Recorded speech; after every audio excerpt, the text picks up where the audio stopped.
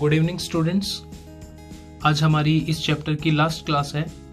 अभी तक हमने colligative properties, Henry's law, Raoult's law, ideal solution, non ideal solution, ये सभी टॉपिक्स को कवर किया है। आज की क्लास में हम पढ़ेंगे एबनॉर्मल मोलर मास और इसी से related van't Hoff factor and relation of van't Hoff factor with degree of association और डिसोसिएशन। ओके, तो देखिए, सबसे पहले हम देखते हैं कि एबनॉर्मल मोलर मास क्या है। तो पिछली कुछ क्लासेस में हमने पढ़ा कि किसी भी कॉलिगेटिव प्रॉपर्टी से आप सॉल्यूट का मोलर मास डिटरमाइन कर सकते हैं, चाहे वो relative lowering of vapour pressure हो, चाहे वो depression in freezing point, elevation in boiling point या ऑस्मोटिक प्रेशर वाली इक्वेशन हो। हर इक्वेशन से आप M2 का वैल्यू कैलकुलेट करने में कैपेबल थे। बट कभी कभार ये देखा जाता है कि जो कैलकुलेटेड मोलर मास है वो एक्चुअल मोलर मास से आपको या तो कम या ज़्यादा मिल रहा है। अब बात ये उठती है कि एबनॉर्मलिटी मोलर मास के अंदर क्यों मिल रही है हमें। तो उसके लिए दो चीज़ें रिस्पॉन्सिबल है, या तो वो सॉल्यूट पार्टिकल्स आपस में एसोसिएट हो रहे हैं या फिर वो सॉल्यूट पार्टिकल्स सॉल्वेंट के अंदर डिसोशिएट हो रहे हैं। तो ये दो चीजें मोलर मास के एबनॉर्मलिटी के लिए रिस्पॉन्सिबल है, आइदर एसोसिएशन और डिसोसिएशन। इसको जरा इस तरीके से समझिए कि सबसे पहले हम जाते हैं कॉलिगेटिव प्रॉपर्टीज पे। तो कॉलिगेटिव प्रॉपर्टीज क्या थी? वो प्रॉपर्टीज जो नंबर ऑफ सॉल्यूट पार्टिकल्स पे डिपेंड करती है। Okay, so this property depends only on the number of solute particles. तो अगर कुछ ऐसा हो सॉल्यूशन में कि सॉल्यूट पार्टिकल या तो बढ़ जाए, इंक्रीज हो जाए या डिक्रीज हो जाए, तो उसके रेस्पेक्ट में कॉलिगेटिव प्रॉपर्टीज भी चेंज होगी। अगर सॉल्यूट पार्टिकल बढ़ेंगे तो कॉलिगेटिव प्रॉपर्टी जो भी है वो भी चेंज होगी और डिक्रीज होंगे तो भी चेंज होगी। अब देखिए, हम एक एग्जांपल लेते हैं, जैसे सोडियम क्लोराइड है। सपोज 1 मोल सोडियम क्लोराइड है आपके पास। तो जब भी आप उसको वाटर में डिसॉल्व करोगे तो हम क्या एक्सपेक्ट करते हैं? 1 mole Na+ ions and 1 mole chloride ions. Okay, तो आपने तो कितने नंबर ऑफ पार्टिकल लिए? 1 मोल। लेकिन सॉल्यूशन में डिसोसिएशन के कारण टोटल पार्टिकल अब कितने हो गए? 2 मोल हो गए। तो जो कॉलिगेटिव प्रॉपर्टी आप एक्सपेक्ट कर रहे हो उससे 2 गुना आपको ज्यादा डिफरेंस या वेरिएशन देखने को मिलेगा। और उसी रेस्पेक्ट में जो मोलर मास आप एक्सपेक्ट कर रहे थे कि NaCl का मोलर मास हमको मिलेगा, वो मोलर मास अब सोडियम और क्लोराइड का एवरेज मोलर मास आपको मिलेगा, यानी दोनों का मास का टोटल डिवाइडेड बाई 2। वो वैल्यू आपको फॉर्मूला से जो है वो मिलेगी। तो ये जो एबनॉर्मलिटी आ रही है ड्यू टू डिसोसिएशन, इसी को हम एबनॉर्मल मोलर मास बोल रहे हैं।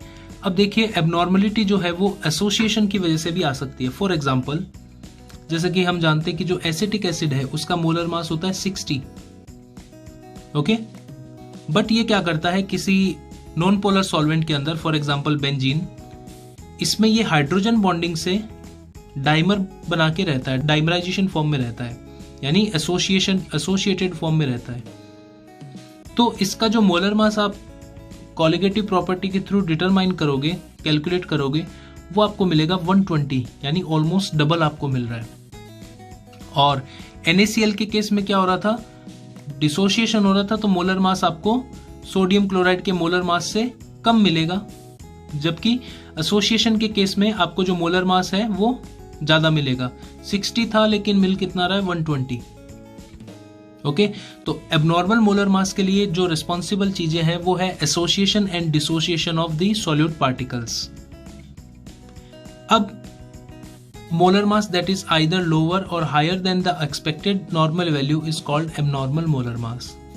तो आई होप आपको ये क्लियर हो गया होगा कि एबनॉर्मल मोलर मास है क्या। ओके, अब हम ये देखते हैं कि एबनॉर्मल मोलर मास की सिचुएशन से डील करने के लिए हम क्या करेक्शन करें हमारे कॉलिगेटिव प्रॉपर्टीज के अंदर।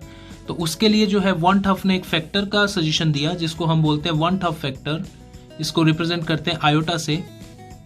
ओके, तो देखिए ये क्या है? आयोटा का value normal molar mass divided by abnormal molar mass, या फिर observed colligative property divided by calculated colligative property, या फिर total number of moles of particle after association or dissociation divided by number of moles of particle before dissociation or association। इसको एक example से समझते हैं। देखिए, मान लीजिए आपके पास NaCl था और इसका 1 मोल आपके पास था या 1 पार्टिकल था। ये डिसोशिएट हो गया Na+ और Cl नेगेटिव के अंदर। तो अब आपके पास टोटल नंबर ऑफ पार्टिकल कितने हैं? 2 है। तो यहाँ पर जो आयोटा है उसका वैल्यू क्या होगा? Number of particle after dissociation यानी 2 divided by number of particle before dissociation यानी 1। तो इसका जो वैल्यू है वो आएगा आपका 2। क्लियर? इसी तरीके से देखिए, आपके पास 2 मॉलिक्यूल्स थे एसिटिक एसिड के और वो दोनों मॉलिक्यूल जो है वो डाइमराइज हो गए, ठीक है, और एक मॉलिक्यूल में अंदर कन्वर्ट हो गए एसोसिएशन के थ्रू। तो अब आयोटा का वैल्यू क्या आएगा? Number of particle after association यानी 1 डिवाइडेड बाय 2 यानी आयोटा का वैल्यू आएगा 0.5। तो जो कॉलिगेटिव प्रॉपर्टी आएगी वो जितनी होनी चाहिए उससे हाफ हो जाएगी। तो इस सिचुएशन से डील करने के लिए आयोटा का जो वैल्यू है वो हम कॉलिगेटिव फॉर्मूला में ऐड कर देते हैं। अब देखिए, नंबर ऑफ पार्टिकल डिसोसिएशन के बाद जो है वो ऑब्जर्व्ड कॉलिगेटिव प्रॉपर्टी होगी और number of particle before association वो आपकी कैलकुलेटेड कॉलिगेटिव प्रॉपर्टी होगी। तो यही फॉर्मूला को इस सेंस में भी हम लिख सकते हैं, observed colligative property divided by calculated colligative property. अब आप जानते हो कि हर जो कॉलिगेटिव प्रॉपर्टी है वो सॉल्यूट के मोलर मास के इनवर्सली प्रोपोर्शनल है। जैसे कोई भी इक्वेशन आप देखिए, फॉर एग्जांपल सपोज हम देखते हैं delta TB equals to KB into W2/M2 into W1 into 1000, ये इक्वेशन थी। तो आप देखिए डेल्टा TB जो है वो M2 के इनवर्सली प्रोपोर्शनल है, या delta TF equals to KF into W2/M2, तो डेल्टा TF भी M2 के इनवर्सली प्रोपोर्शनल है। Relative lowering of vapour pressure वाली इक्वेशन क्या थी?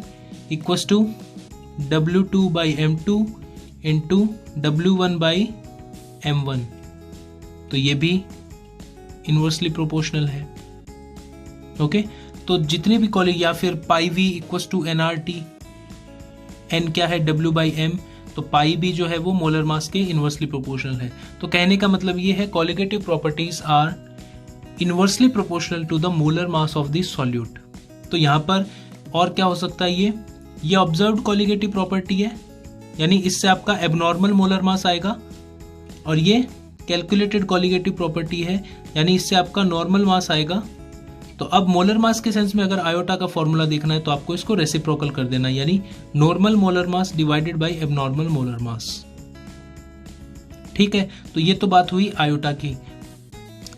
एक चीज, अगर आयोटा का वैल्यू 1 है तो ना तो एसोसिएशन है ना ही डिसोसिएशन वहां पर ऑब्जर्व हो रहा है, यानी वो जो मोलर मास होगा वो आपका नॉर्मल मिलेगा।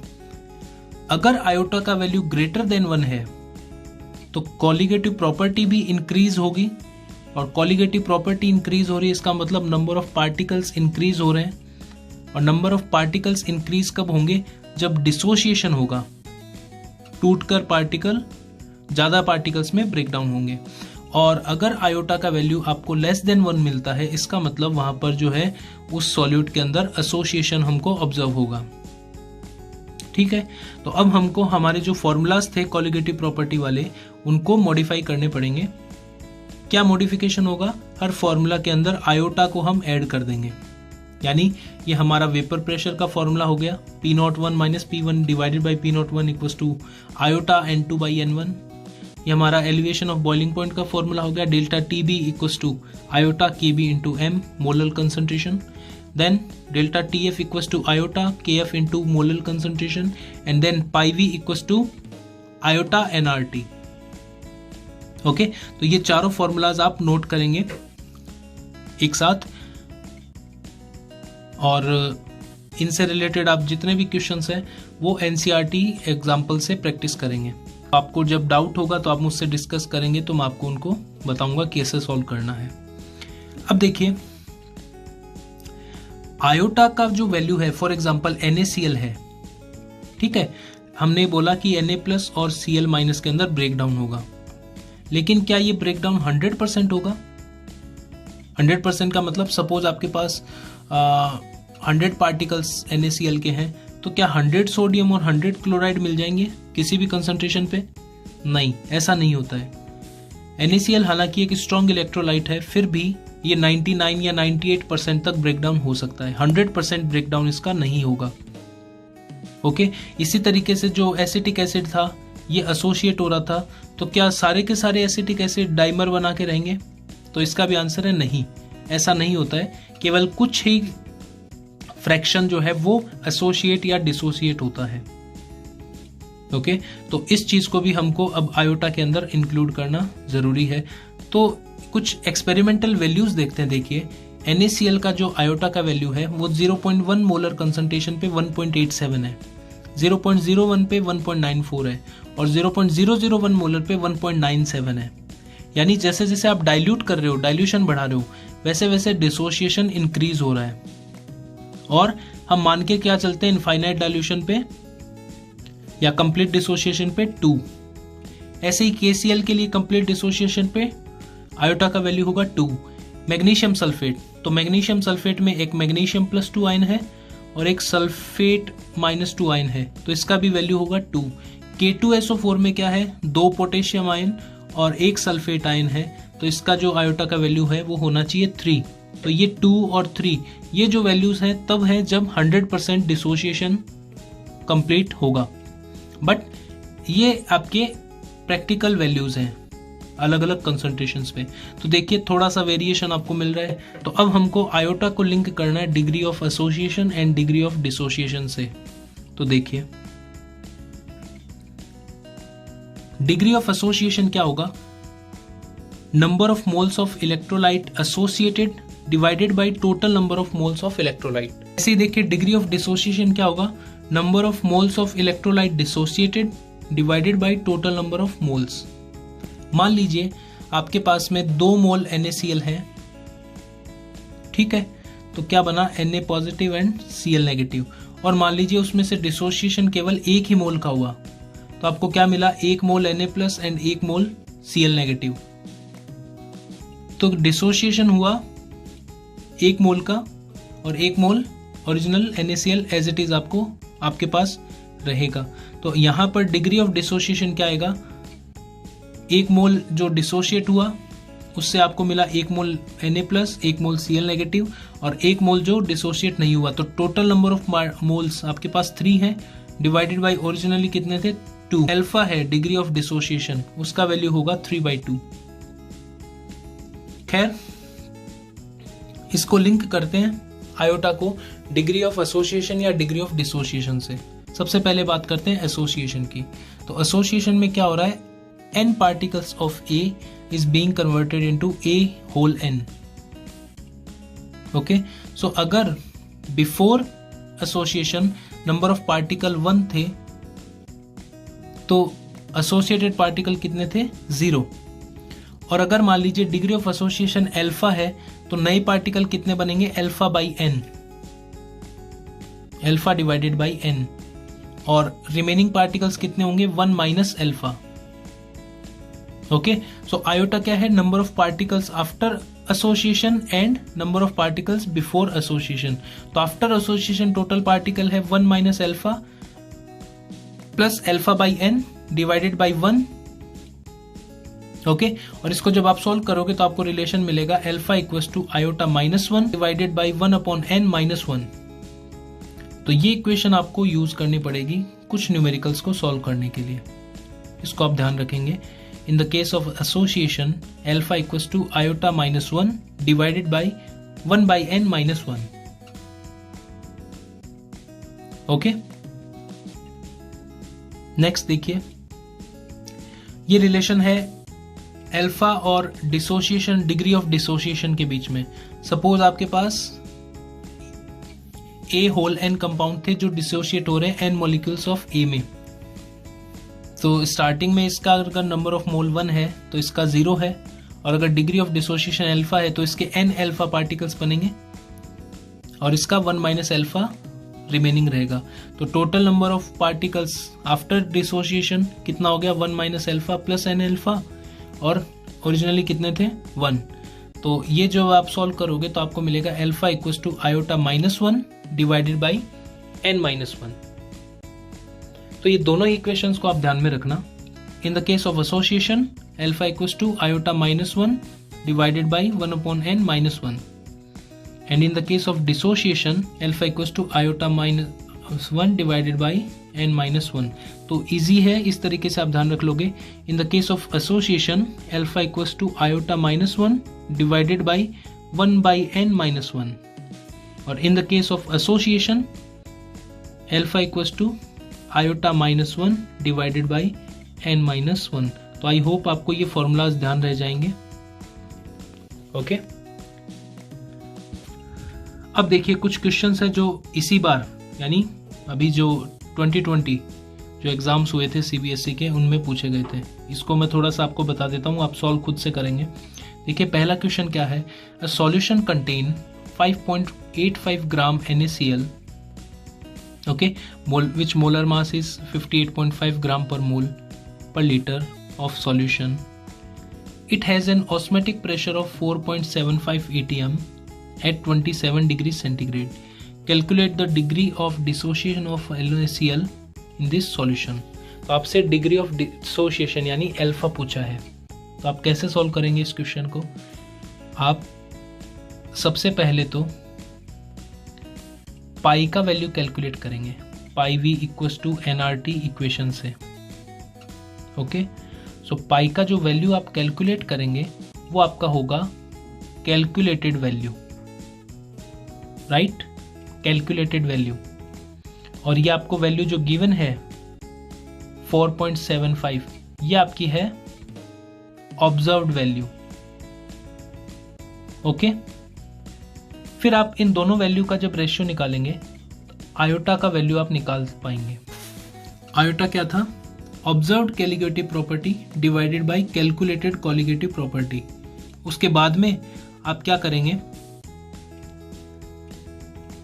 डिग्री ऑफ डिसोसिएशन के लिए आयोटा आपको पता लग चुका है, अल्फा आपको कैलकुलेट करना है। NaCl के लिए n का वैल्यू होता है 2। n यहाँ पे क्या है, कितना एक्सटेंट तक एसोसिएशन या डिसोसिएशन हो रहा है। जैसे कि अगर एक मॉलिक्यूल 3 मॉलिक्यूल में टूट रहा है तो n का वैल्यू 3 होगा, तो यहाँ पर NaCl के लिए n का वैल्यू 2 है, तो आपको अल्फा मिल जाएगा अगर आयोटा आपने कैलकुलेट कर लिया है और n का वैल्यू 2 है, तो आप अल्फा जो है वो इजीली कैलकुलेट कर सकते हो। इसी तरीके से देखिए दूसरा क्वेश्चन क्या है, स्टेट हेनरीज लॉ। तो हेनरीज लॉ क्या था, P equals to KH into x. Okay, why is air diluted with helium in the tank used by scuba divers. तो ये हमने डिस्कस किया था, एक मेडिकल कंडीशन आ जाती है जिसको बोलते हैं बेंड्स। बेंड्स क्या होता था, bubbles of nitrogen in blood. तो उससे डील करने के लिए हम उस एयर सिलेंडर को हीलियम से डाइल्यूट कर देते थे।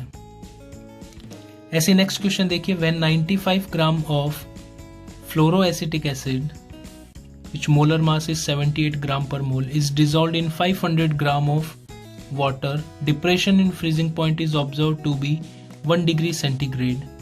Calculate the degree of dissociation of fluoroacetic acid. Okay, तो सेम क्वेश्चन है, आपको ये जो वैल्यू है ये ऑब्जर्व्ड कॉलिगेटिव प्रॉपर्टी हो गई 1 डिग्री, और आप फॉर्मूला से कैलकुलेट करेंगे डेल्टा TF। ओके, वो आपकी हो जाएगी कैलकुलेटेड कॉलिगेटिव प्रॉपर्टी। तो ऑब्जर्व्ड और कैलकुलेटेड से आपको आयोटा मिल जाएगा। देन आप डिसोसिएशन के केस में alpha equals to iota -1 divided by n-1 formula में रख के आपको अल्फा का वैल्यू मिल जाएगा। ठीक है, और क्या क्वेश्चन है देखिए, give the reason 0.1 m KCl has higher boiling point than 0.1 molar glucose. इसका रीजन क्या है, क्योंकि 0.1 मोलर KCl जो है वो डिसोशिएट होगा K+ और Cl नेगेटिव आयंस में, और डिसोशिएशन की वजह से नंबर ऑफ पार्टिकल्स इंक्रीज हो जाएंगे, और नंबर ऑफ पार्टिकल जब इंक्रीज हो जाएंगे तो कॉलिगेटिव प्रॉपर्टी भी उसी एक्सटेंट में इंक्रीज हो जाएगी। तो बॉइलिंग पॉइंट में एलिवेशन होता है जितने ज़्यादा पार्टिकल्स होंगे, इसलिए KCl का जो बॉइलिंग पॉइंट होगा वो हायर होगा। Then meat is preserved for long time by salting, यानी मीट को लंबे टाइम तक प्रिजर्व करने के लिए उसको नमक में डुबोकर रखते हैं। ऐसा क्यों होता है? क्योंकि जब आप नमक में डुबोकर रखोगे मीट को तो जो सॉल्यूशन होगा वो कैसा बन जाएगा? Hypertonic solution. और हाइपरटोनिक सॉल्यूशन के केस में क्या होगा? मीट में से सॉल्वेंट पार्टिकल्स बाहर आएंगे, और जब सॉल्वेंट पार्टिकल्स बाहर आएंगे तो उसके साथ में जितने भी बैक्टीरियाज है वो भी जो है वो मीट से रिमूव हो जाते हैं। तो ये इसका रीज़न है एक्सॉस्मोसिस। इसी तरीके से आप देखते हो घरों में जब हम जो आम का जब अचार बनाते हैं, पिकल बनाते हैं, तो उससे पहले कुछ दिन तक कच्चे आम को नमक में और नमक के पेस्ट में उसको रखते हैं, कुछ दिन तक उसको सुखाते हैं, और वो जो आम का जो पीसेस होते हैं वो श्रिंक हो जाते हैं। वहाँ भी क्या होता है? एक्सॉस्मोसिस होता है, और उसके अंदर प्रेजेंट जो वाटर मॉलिक्यूल्स हैं या सॉल्वेंट मॉलिक्यूल्स हैं वो बाहर आ जाते हैं। ठीक है, तो ये चैप्टर फिनिश होता है यहाँ पर, लेकिन इस चैप्टर से रिलेटेड जो क्वेश्चंस हैं वो अब आपको सॉल्व करने हैं। ठीक है, तो जितने भी एक्सरसाइज हैं NCERT में, उन एक्सरसाइजेस को आप सॉल्व कीजिए। जो भी क्वेश्चन में आपको प्रॉब्लम है आप मुझे बताइए, मैं आपको ज़रूर से उसका सॉल्यूशन एक्सप्लेन करके बताऊंगा।